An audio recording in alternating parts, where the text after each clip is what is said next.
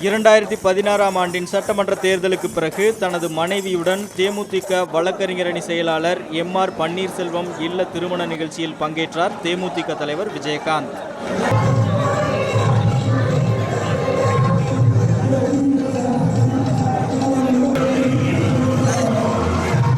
மணமக்களை வாழ்த்திய விஜயகாந்த் தோல்வியை கண்டு தான் பயப்படவில்லை என்றும் பீனிக்ஸ் பறவை போல மீண்டு எழுவேன் என்றும் தெரிவித்தார்.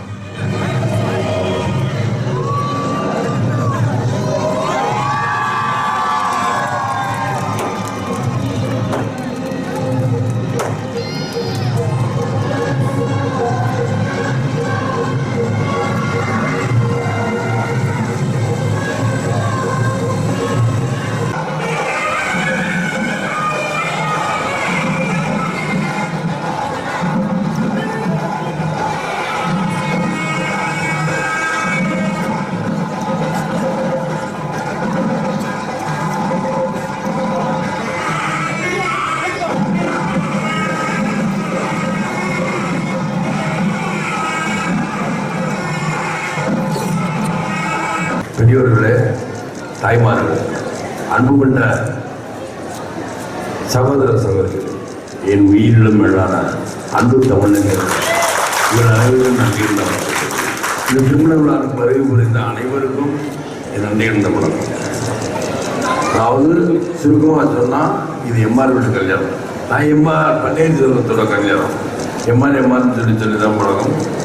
என்றால் அவரும் வழக்கறிஞர், அதனால எம்ஆர் கூடுங்க அண்ணன் வாயில் எப்பயுமே பன்னீர் அண்ணன். ஏன்னா வயசுக்குத்தான் மரியாதை. அதனால் பன்னீர் சொல்லு. அதனால இவர் இப்போ காரக்குடிக்கு நான் கொடுக்கலன்னு நீங்கள் நினைக்காதீங்க, கொடுப்பேன், தைரியமாக கொடுப்பேன் என்று சொல்லிக் கொள்ளுகிறேன். இளவரசி அன்று ஜெயபாலன் ரெண்டு பேரும் நாங்கள் இருவரும் அவர் அப்பா எப்பா என்னவா வரணும்னாரு. சரி, நான் வந்துடுறேன், நான் வந்துடுறேன், எப்போ இருந்தாலும் வந்துடுறேன். இதை இப்போ கொடுத்தது தேர்தல் எப்படி நேற்று நான் வந்துடுறேன், எப்படி இருந்தாலும் வரேன், சொன்னபடியே வந்துட்டேன், சொன்னேன், அந்த மாதிரி சொன்னபடி வந்துட்டேன். அதில் இதெல்லாம் பயப்படாதீங்க, நானே பயப்படலாம், நீங்க சத்துக்கு இப்போ பத்திரிகைக்கு முன்னாடி நம்ம பயந்துட்டாரு விஜயகாந்த். நான் பயப்படல, எதுக்கும் பயப்பட தெரிஞ்சலாம் இருக்கு, நீங்களும் தெரிஞ்சலாம் இருக்கும். ஏன்னா நம்ம கூட வந்துருமே இந்த ஃபீனிக்ஸ் படம் வந்து கேள்விப்பட்டிருக்கீங்கன்னா, சாதிக்குரிய படம் பார்த்தீங்கன்னா ஃபீனிக்ஸ் உள்ளமெல்லும் அப்படிங்கிற கொடுத்தாலும் கொடுத்ததும் திரும்ப இதோட இருந்து சொல்லணும். ஃபீனிக்ஸ் சாதிக்கிறதே கிடையாது. அது மாதிரிதான் இது. ஏன் இதெல்லாம் சொல்லிங்கன்னா, அவங்க இளவரசி ஒரு 16 வருஷம் செல்வத்தை வாழணும். அவங்க இருவருக்கும் எடுத்துக்காட்டு அவங்க அப்பா அம்மா, அவரவர்கள் அப்பா அம்மா எடுத்துக்காட்டு, எங்களை யாரையும் அவங்க அப்பா அம்மா தான் எடுத்துக்காட்டு.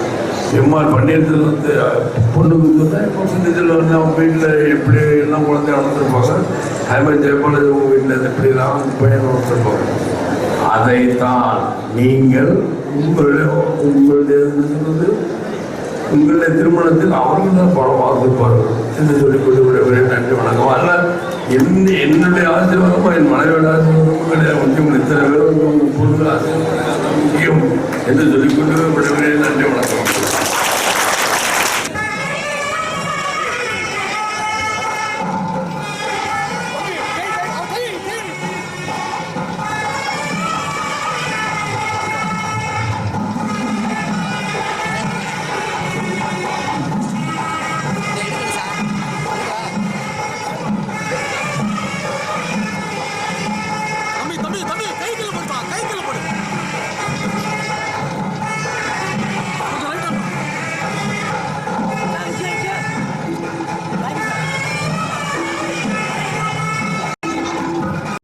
இன்னைக்கு பாத்தீங்கன்னா தேசிய முற்போக்கு திராவிட கழகத்தை சேர்ந்த நாம தேர்தலை முடிச்சு முதல் முறையாக சந்திச்ச இந்த திருமண விழா.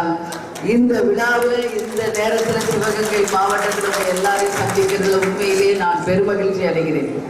தேமுதிகவை பொறுத்த வரைக்கும் இந்த தேர்தலில் வெற்றி பெறல, சோர்வடைஞ்சிட்டாங்க, தொய்வடைஞ்சிட்டாங்க அப்படின்றதுக்கான இடம் ஒன்று கூட இங்க கிடையாது.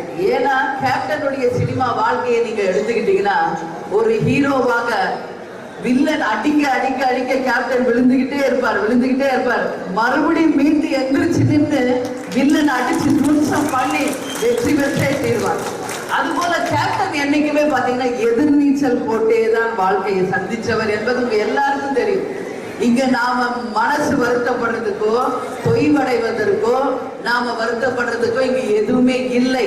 இந்த நேரத்துலதான் நாம இன்னும் பல மடங்கு கொண்டு தைரியமானவர்களாக வரப்போகும் தமிழ்நாட்டை கட்டி காக்கக்கூடிய இளைஞர்கள் பலம் கொண்ட ஒரு படையாக நமது கழகம் வீறு கொண்டு இந்த நேரத்துல நாம நிச்சயமாக உறுதியாக நம்ம பயணத்தை தொடங்க வேண்டிய நேரம். ஒண்ணுமே இதுல பிரச்சனையே இல்லை. கேப்டன் நோக்கிதான் அத்தனை கழகமும் இருந்துச்சு. உங்களுக்கு தெரியாததுல எந்த புக்கு பேப்பர் டிவி எது எடுத்தாலும் கேப்டன் யாரோட கூட்டணி போறாரு என்று 6 மாசம் எழுதி தீர்த்துட்டாங்க. ஆனா கேப்டன் எடுத்தது தமிழ்நாட்டுக்கும் மக்களுக்கும் எது நல்லது நடக்கணும் என்பதை சிந்திச்சு லஞ்ச ஊழலுக்கு அப்பாற்பட்டு ஒரு நேர்மையான ஆட்சி கொண்டு வர வேண்டும் என்று கேப்டன் எடுத்துக்கொண்ட இந்த பயணத்துல கேப்டனுக்கு இந்த முறை வேண்டும் என்றால் வெற்றி இல்லாமல் இருக்கலாம். ஆனால் வெகு விரைவில் ஒட்டுமொத்த தமிழக மக்களுமே கேப்டன் பக்கம் நின்று ஒரு லஞ்ச ஊழல் இல்லாத நேர்மையான ஆட்சி நமது தலைமையிலே கேப்டன் தலைமையிலே நிச்சயம் வரும் என்பதற்கு மாற்று கருத்து இங்க சொல்றதுக்கு ஒண்ணும் இல்லை. முள்பாதை வேண்டுமா மலர் பாதை வேண்டுமா என்று 2 பாதை கேப்டன் கண் முன்னாடி வச்சாங்க. முள்பாதையில பயணிக்கிறது தான் கஷ்டம், மலர் பாதையில யார் வேணாலும் பயணிச்சிடலாம். ஆனால் முள்பாதையில பயணித்தாலும் நாட்டுக்கும் மக்களுக்கும் எது நல்லது பயக்கும்? இந்த 50 ஆண்டு ஊழல் ஆட்சிகளுக்கு முற்றுப்புள்ளி வைக்க நாம எடுத்துக்கொண்டது மிக தைரியமான ஒரு முடிவு. அதே போல நாம எடுத்துக்கிட்ட பயணமும் முள்பாதை. ஆனால் முள்பாதையில கடந்து சென்றவர்கள் வெற்றி அடைஞ்சதாதான் இது வரைக்கும் வரல. கடவுள் நல்லவங்களுக்கு சோதனையை கொடுப்பார், ஆனா கைவிட்டுற மாட்டார். கெட்டவர்களுக்கு அள்ளி அள்ளி கொடுப்பார். நிச்சயமாக கேப்டன் சொல்வது போல அரசன் அன்று கொள்வார் தெய்வம் என்று கொள்ளும். உறுதியாக மக்கள் காசு லஞ்ச ஊழலாக எடுத்தவன் நிச்சயம் வாழ்ந்ததாக தகுந்தவன் இருக்காது. வரப்போகும் காலங்கள் அதற்கான பதிலை சொல்லும் என்பதை மட்டும் இந்த நேரத்தில் நான் தெரிவிச்சுக்கிறேன். எனவே தேசிய முற்போக்கு திராவிட கழகத்தை பொறுத்த வரைக்கும் நாம எடுத்துக்கொண்ட இந்த பயணத்துல நாம என்றைக்குமே உறுதியோடு இருந்து வெற்றி பெற போகிறோம். ஏன்னா இளைஞர்களை கொண்ட ஒரே கழகம் நமது கழகம்.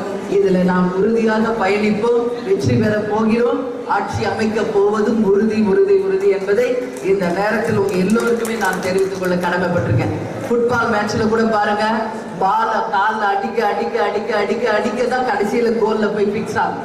அதுபோல இதெல்லாம் நமக்கு வரக்கூடிய சிறு சிறு தடைகள். இந்த தடைகளை படிகற்களாக மாற்றி நாம வெற்றி பெறுவோம் என்பதுல மட்டும் தைரியம் பாருங்க. இங்க சோர்வடைவதற்கோ தோல்வி அடைஞ்சிட்டோன்ற வேதனைக்கோ எதுக்குமே இடமில்லை. ஏன்னா இன்னைக்கு நம்ம கட்சி செலவு பண்ணிட்டாங்க அப்படின்னு நம்ம ஃபீல் பண்ண தேவையில்லை. இன்னைக்கு தேமுதிக மட்டும் கிடையாது, தேர்தலில் போட்டியிட்ட அத்தனை கட்சிகளும் தான் கோடிக்கணக்கான பணத்தை இறைச்சிதான் இன்னைக்கு வெற்றியை வாங்கியிருக்காங்க. பணம் இருந்த வேட்பாளர் வெற்றி பெற்றிருக்கான், பணம் இல்லாத வேட்பாளர் தோல்வி அடைஞ்சிருக்காங்க. இதுதான் ஒரே தியரி. இதுல நாம பயப்படுறதுக்கோ கவலைப்படுவதற்கோ ஒன்றுமில்லை. நிச்சயம் நமக்கும் ஒரு காலம் வரும்.